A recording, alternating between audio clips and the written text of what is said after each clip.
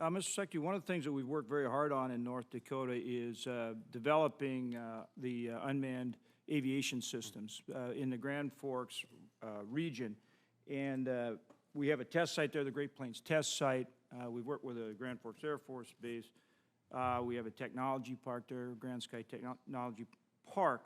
And so we've developed an incredible partnership and can do a lot more to fly unmanned aircraft in the NAS safely and well.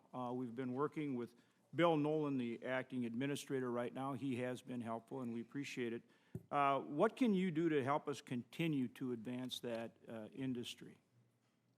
Well, first of all, North Dakota rightly has a lot to be proud of with regard to the research and the work that's gone on here. I've spoken with your governor about it too, and we view it as a major national area of interest in aviation.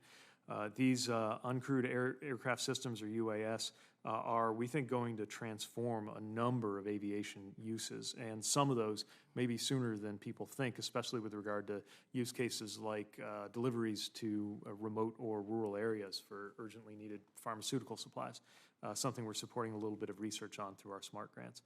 I would direct your attention to the budget request, which will total $138.9 million for fiscal '24 across different activities related to UAS. That would advance drone integration into the NAS by supporting the development of the policies, the procedures, and the standards that we're going to need, recognizing that this is just different, related but different from traditional crewed aircraft. That's going to include partnerships with other agencies and with industry on safety. It's going to require clear standards and rules on things like beyond visual line of sight operations, forecasting and processing of the different authorizations that are going to be needed. So we are enthusiastic about the potential of this technology. We also recognize that it's going to create a lot of challenges, and we will diligently put these requested dollars to use advancing that. And you're committed to helping us develop UAS in our test site and for the country. Would welcome continuing to work with you on that. All right, the other issue I want to bring up to you is supply chain issues. Obviously, inflation is an incredible problem right now. We need to do everything we can to get it under control. Too much spending here in D.C. is a big part of the problem.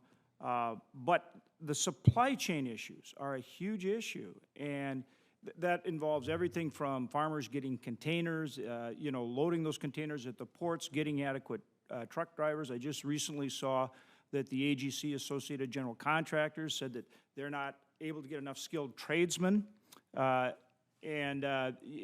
Across the board, we're seeing a real challenge with these supply chain issues.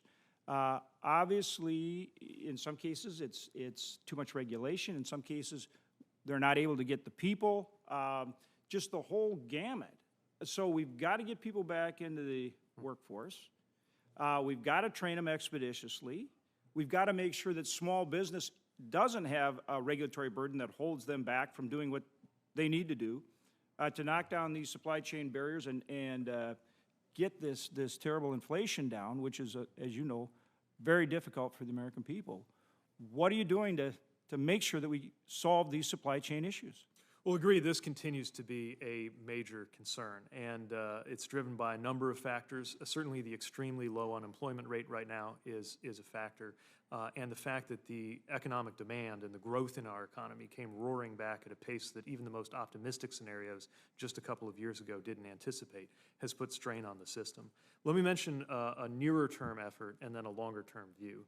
The nearer-term effort that I'd invite your attention to is a program called FLOW. This is by no means the biggest dollar amount you're going to see in the budget. It's about $5.3 million requested to support 8 positions. But this emerges from a partnership that we formed with industry, retailers like Target, Walmart, and Home Depot, logistics companies like FedEx, UPS, and DHL, shippers like Maersk and MSC, and ports like Long Beach, Newark, and Georgia, to make sure that better information and data sharing took place.